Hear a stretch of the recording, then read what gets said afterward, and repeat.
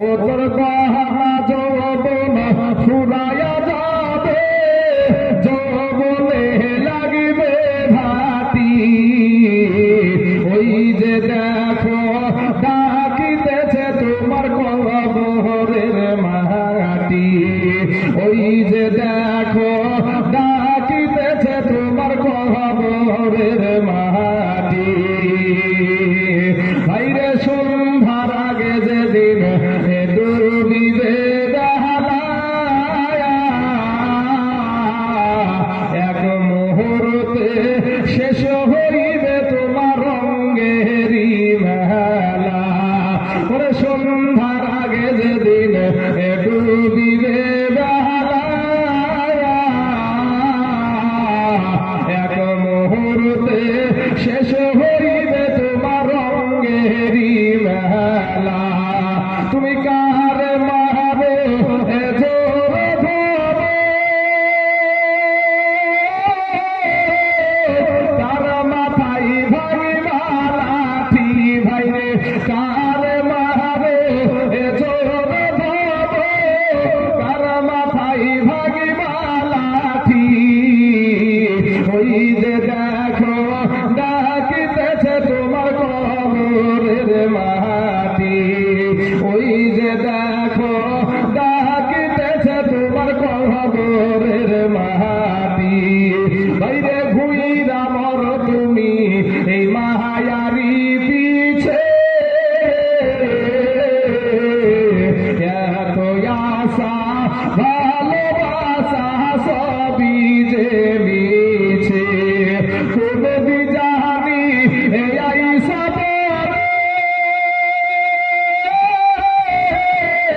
আজরাইলের হাতের চিঠি। বাইরে কোনদিন জানি আইসা ধরে আজরাইলের হাতের চিঠি। ওই যে দেখো ডাকিতেছে তোমার কবরের মাটি। ওই যে দেখো ডাকিতেছে তোমার কবরের মাটি। যুবক রে মাস্তানি করিও না রে বাবা, যৌবনের বাহাদুরি দেখায় না। ও যুবক রে আজ তাকায়া দেখ, রাস্তার ভিতরে কত যুবকের লাশ অভাব নাই রে বাবা। আজকে পানির নিচে যুবকের লাশ অভাব নাই, আজ ঘরের ভিতরে যুবকের লাশ অভাব নাই। আমার আল্লাহ পাক রব্বুল আলামিন কোরআনে বলছেন, খুলিকাল ইনসানু দাঈফা। আল্লাহ বলে, বান্দা রে, ওরে বান্দা তোকে আমি বড় দুর্বল করে সৃষ্টি করেছি রে বান্দা।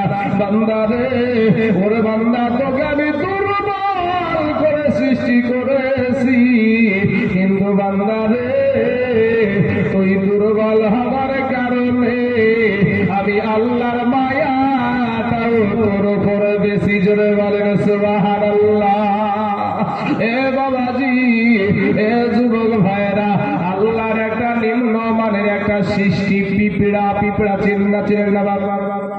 এই পিঁপড়াতে যদি মনে করে আল্লাহর একটা বান্দাকে আমি ঘুমাতে দিব না, মুসলমান গো, কেউ বিছানাতে শুতে পারবেন না। এরে বাবা, আমার আল্লাহ বলে, বান্দা রে, আমি তোর আল্লাহ আমার পিঁপড়াকে বলেছি, পিঁপড়া রে, আমার বান্দায় আরামে ঘুমাবে। ওরে পিঁপড়া, তুই আমার বান্দাকে কোন রকমের ডিস্টার্ব করিস না। বলেন তো বাবা, মশারির ফুটা ছোট না নাকের ফুটা ছোট? কোনটা ছোট? মশারির ফুটাটাই বড় ছোট, কিন্তু নাকের ফুটাটা বড়। এ মা খালারা রে, আজকে তোমাদেরকে বলবো, আমার কথাগুলো একটু শোনার চেষ্টা করেন, একটু বোঝার চেষ্টা করেন। আল্লাহ আপনার বিবেক দিয়েছে, ওই বিবেকের আদালত দিয়ে একটু চিন্তা করে দেখেন। বলেন তো বাবা, ওই মশারির ফুটা দিয়া ভিতরে মশা প্রবেশ করে না? করে না? অবশ্যই মশা প্রবেশ করে। কিন্তু আপনার কি হলো, ওই মশাটা কানের কাছে এসে গান গাইতে শুরু করলো, মেজাজ গরম রে বাবা। কিন্তু বাবা গো, মেজাজ গরম হয়ে গেল। কিন্তু মুসলমান একটা চিন্তা করো, আপনি আরামে ঘুমান, মশারির ওই ছোট্ট ফুটা দিয়ে ভিতরে মশাটা ঢুকে গেল, কিন্তু আপনার নাকের বড় ফুটা দিয়ে মশা কেন প্রবেশ করে না? আপনার কানের ফুটা দিয়ে কেন মশা প্রবেশ করে না? আল্লাহ বলে, বান্দা রে, আমার বান্দার যদি নাক দিয়া ভিতরে প্রবেশ করিস, আমার বান্দা অসুস্থ হয়ে যাবে। ওরে বান্দা, ওরে মশা, তুই আমার বান্দাকে ডিস্টার্ব করিস না, তার কানের ভিতরে দিয়ে যাস না, তার নাকের ভিতরে দিয়ে যাস না। শরীরের সব অঙ্গে মশা বসে, কিন্তু নাকের ভিতর দিয়া কিন্তু মশা যায় না, কানের ভিতর দিয়া মশা যায় না। আমার আল্লাহ বলে, বান্দা, তুমি যখন 5 ওয়াক্ত নামাজ পড়ে যখন তুমি ঘুমায়া যাবা, ওই ঘুমটাও তোমার ইবাদত হয়ে যাবে। জোরে বলেন সুবহানাল্লাহ। আল্লাহ বলে, বান্দা রে, তুই মনে করছিস আমার চাইতে তোর মা জননী তোকে বেশি ভালোবাসে। ওরে বান্দা, তুই মনে করছিস আমার চাইতে তোর বাবা তোকে বেশি ভালোবাসে। ওরে বান্দা, তুই মনে করছিস আমার চাইতে তোর বিবি তোকে বেশি ভালোবাসে। ওরে বান্দা, তুই মনে করছিস আমার চাইতে তোর সন্তান তোকে বেশি ভালোবাসে। না রে বান্দা, না, আমি আল্লাহর চাইতে তোকে কেউ বেশি ভালোবাসে না। বান্দা রে, তুই এত গুনাহ করেছিস রে বান্দা, গুনার কারণে আমি সূর্যের আলো বন্ধ করে দিই না রে বান্দা। ওরে বান্দা, ওরে বান্দা, আমি গুনার কারণে তোদের বাতাস বন্ধ করে দিই না রে বান্দা। ওরে বান্দা, আমি আল্লাহ গুনার কারণে তোদের আমি রুজি বন্ধ করে দিই না। এ মুসলমান, একটা বার দিলখানা একটু নরম করে দিবেন।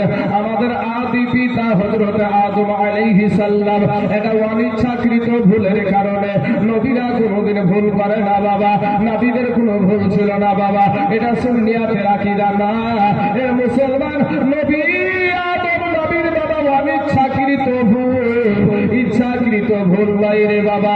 অনিচ্ছাকৃত ভুলের কারণে আমার আল্লাহ পাক তার শরীর থেকে জান্নাতি পোশাক নিয়ে নিলেন।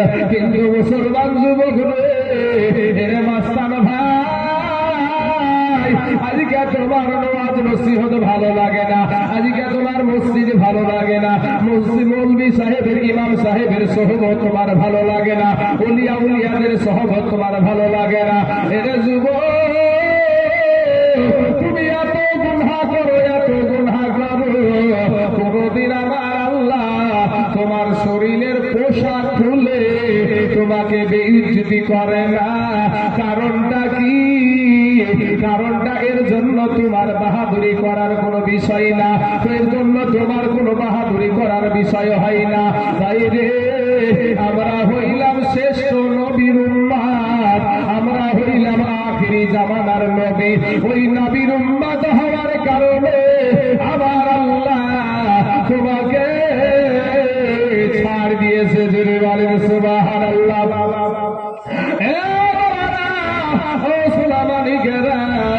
এরপরে আমার আল্লাহ পাক আদম নবীর একটা অনিচ্ছাকৃত ভুলের কারণে আমার আল্লাহ জান্নাত থেকে দুনিয়ার জমিনে পাঠায়া দিলেন। মুসলমান ভাইয়েরা রে আমার, এ যুবক ভাইয়েরা, আমার মা খালা শুনে যান, আপনি এত গুনাহ করেন রে বাবা। আমাদের সমাজে মদ খোর আছে না নাই বাবা? মদ খোর আছে, গাঁজা খোর আছে, তাড়ি খোর আছে, হিরোইন খোর আছে। এরপরে বাবা আমার আল্লাহ কিন্তু তাকে বাড়ি থেকে বের করে দেয় না, তার বাসভবন থেকে কোনো সময় বাইরে ফেলায়া দেয় না। আমার আদম নবীকে জান্নাত থেকে দুনিয়ার জমিনে পাঠায়া দিলেন। কিন্তু বাবা আমার আল্লাহ আমাদের বাড়ি থেকে অন্য জায়গায় আমাদেরকে ফেলায়া দেয় না। এত গুনাহ করো রে যুবক, এরপরে তুমি মনে করিও না যে আমি বড় মস্তান, আমি মনে হয় আল্লাহওয়ালা।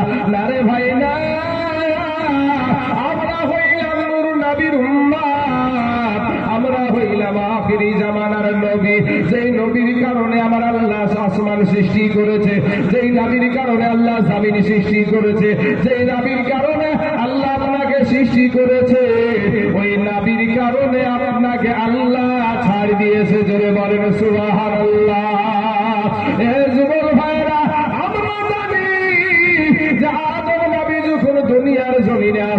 একজনকে বাবা শ্রীলঙ্কায় আর একজনকে জিদ্দাতে ফেলল রে বাবা। 1 বছর 2 বছর নয়, 100-200 বছর নয়, 300 মতান্তরে 350 বছর স্বামী স্ত্রী আলাদা ছিল না বাবা। স্বামী স্ত্রী আলাদা ছিল, কিন্তু যুবক রে কত মিথ্যা কথা বলো, কত কি কত করো, কত মানুষের হক মেরে খায়, কত চুরি করেছো, ডাকাতি করেছো ভাই রে, মতো খাও গাঁজাও খাও, এরপরেও আমার আল্লাহ তোমার থেকে তোমার বিবিকে আলাদা করায়া দেয় না, এরপরেও তোমার বিবিকে অন্য কোথাও পাঠায়া দেয় না, এরপরেও তোমার বিবিকে অন্য জায়গায় ফেলায়া দেয় না। এটাতে তোমার কোনো বাহাদুরি না, সেটা হলো আমার দয়ার নবী মদিনাওয়ালার মজে, যার কারণে জোরে বলেন সুবহানাল্লাহ। হে মুসলমান, আমার কালেমার মা, 1 বছর নয় 2 বছর নয়, আমার নবীর ওসিলা দিয়া আদম নবী বাবা যখন ক্ষমা পাইলে 1 বছর 100 200 300 বছর পরে যখন ক্ষমা পাইলেন, ও মুসলমান যুবক,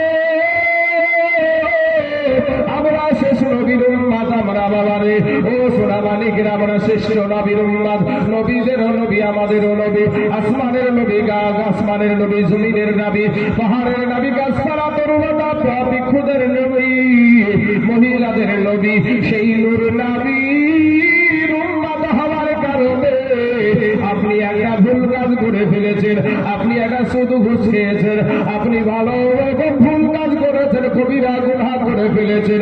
আপনি মাঠে করেন, ঘাটে করেন, জঙ্গলে করেন, না বাড়িতে করেন, দোকানে করেন, বাজারে করেন, ওখানেই যদি মনে হয় আমি বড় ভুল কাজ করেছি, দিলখানা একটু নরম করে দেন, দিলখানা একটু নরম করে দিয়া নিজের লজ্জিত হওয়ার পরে আল্লাহর কাছে চোখের পানি ছেড়ে দেন। আমার আল্লাহর কাছে যখন চোখের পানি ছেড়ে দেয়া বলবেন, আল্লাহ রব্বুল আলামিন গো, আল্লাহ আমি বড় ভুল করে ফেলেছি, আল্লাহ গো আমি তওবা করছি, এর আগে এরপরে আমি আর এই গুনাহ জীবনে করব না। আপনার চোখের পানি গালে আসতে দেরি, কিন্তু যুবক রে আবার আল্লাহ তোমাকে ক্ষমা করতে দেরি করবে না। জোরে জোরে বলুন সুবহানাল্লাহ। এবার বিষয়টা বলি গো ও মুসলমান ভাইয়েরা, কারণ কি? কারণ হলো আলহামদুলিল্লাহ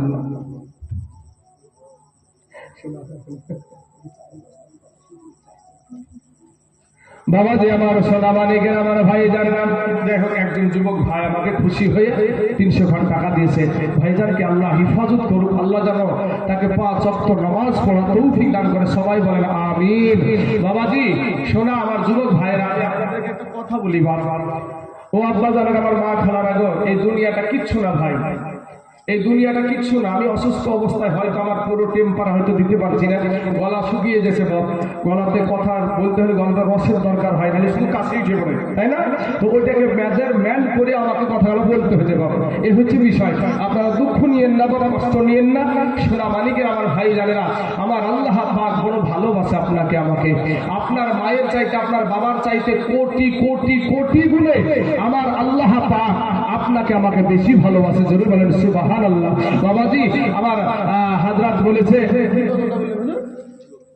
লক্ষ্মী ভান্ডার, হ্যাঁ সুবহানাল্লাহ, লক্ষ্মী ভান্ডার মানে আমাদের এই যে দিদি, এটা তো পশ্চিমবাংলায় কি, তো লক্ষ্মী ভান্ডার আপনার এগুলা চলে। আর যখন আপনার মসজিদ দয়ার নবী বিনে দয়াপুর বলতে কে নাই জগতে, আমার মায়ার নবী বিনে দয়াপুর বলতে কে নাই জগতে, দেখি আমি সব বিদেশি মিশে মায়ার ভাবেতে, আপন বলতে কে নাই জগতে, আমার দয়ার নবী বিনে গো, আমার মায়ার নবী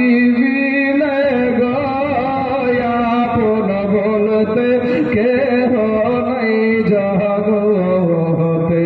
ভাই রে আমার হে মাটির মানুষ গো বলে শ্রেষ্ঠ জীবন তাহার গেছে রে বিফলে। ওরে আমার নাবিকে জানা মাটির মানুষ গো বলে শ্রেষ্ঠ জীবন তাহার গেছে রে বিফলে।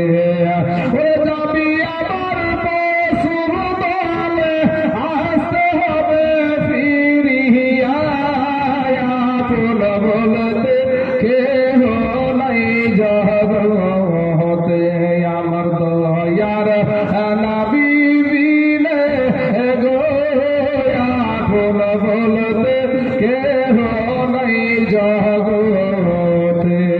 বাবা গো আল্লাহ কোরআনে বলছেন লাকাদ কানা লাকুম ফি রাসূলিল্লাহি উসওয়াতুন হাসানাহ।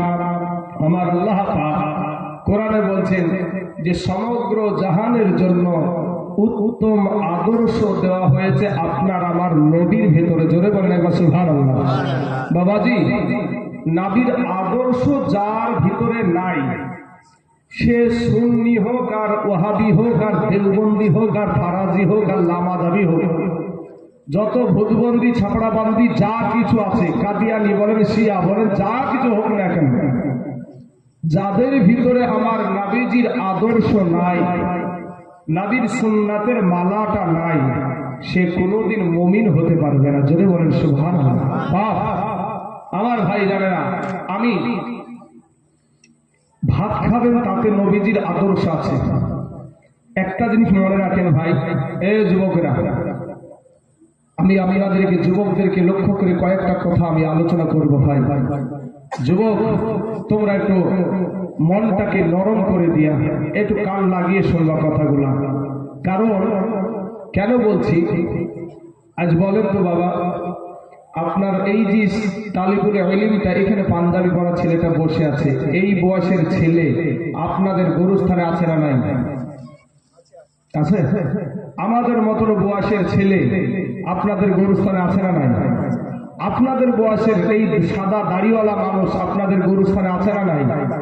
আসার সিরিয়াল আছে ভাই, যাওয়ার কোনো সিরিয়াল নাই। যুবক, তুমি ভাবছো আমার আগে আমার বাবা মারা যাবে, আমার আগে আমার দাদা মারা যাবে, আমার আগে আমার দাদি মারা যাবে, এটা পুরোটাই তোমার ভুল ধারণা। কখন যে তোমার কাছে আজরাইল আসবে তুমি বুঝতেই পারবা না। যুবক রে, ফিরে এসো ভাই, আমার নবীর সুন্নাতের মালাটা গলায় পরিয়ে নাও ভাই গো, তোমার ইহ জগৎ পরজগৎ দুটোই কল্যাণময় হবে। আর যদি নবীর আদর্শতে বৃদ্ধা আঙ্গুলি দেখাও, ওই কবরটা হয়ে যাবে জাহান্নামের টুকরা। ভাইয়া আমার কালেমার মা খালারা গো, শোনেন, এই যে আমরা যে ভাত খাবো তাতেও কিন্তু নবীজির আদর্শ আছে।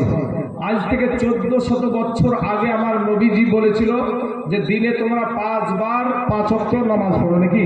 তো 5 ওয়াক্ত নামাজ পড়তে গেলে আমাদেরকে 5 বার ওযু করা দরকার আছে না? 5 বার ওযু করা দরকার আছে। 1400 বছর পরে করোনা ভাইরাস আসলো, বৈজ্ঞানিক কি রিসার্চ করে কি বললো, তোমরা হাত ধাও, মুখ ধাও, পা ধাও, বলেছে না বলেনি? হ্যাঁ, তাহলে বৈজ্ঞানিকেরও বৈজ্ঞানিক হলো আমাদের নবী। কথা ঠিক না ঠিক? হ্যাঁ, আজ বৈজ্ঞানিক যেটা আজকে বলছে, আমাদের নবী 1400 বছর আগে সেটা বলেছে। মুসলমান যুবক ভাইরা, তাহলে ভাত খাবেন তাতেও নবীজির আদর্শ আছে। ভাত আপনি কত আঙ্গুলে খাওয়া সুন্নাত? সব আঙ্গুলে না আর কোন বিধিবিধান আছে? বাবাজি, 3 আঙ্গুলে ভাত খাওয়াটা সুন্নাত। তো এবার এই 3 আঙ্গুলে যখন ভাত খাবেন তখন এই 3 আঙ্গুলে ভাত বেশি উঠবে না 5 আঙ্গুলে ভাত বেশি উঠবে? 5 আঙ্গুলে ভাতটা বেশি হবে। তো ভিতরে যদি বেশি ভাত যায়, কোনটা চিবানো ভালো হবে? অল্পগুলা না বেশিগুলা চিবানো ভালো হবে? অল্পগুলা চিবানো ভালো হবে। যদি চিবানো ভালো হয়, আমাদের লিভার যে ফাংশন আছে, ওই লিভারে হজম হতে কষ্ট হবে না ব্যথা হবে?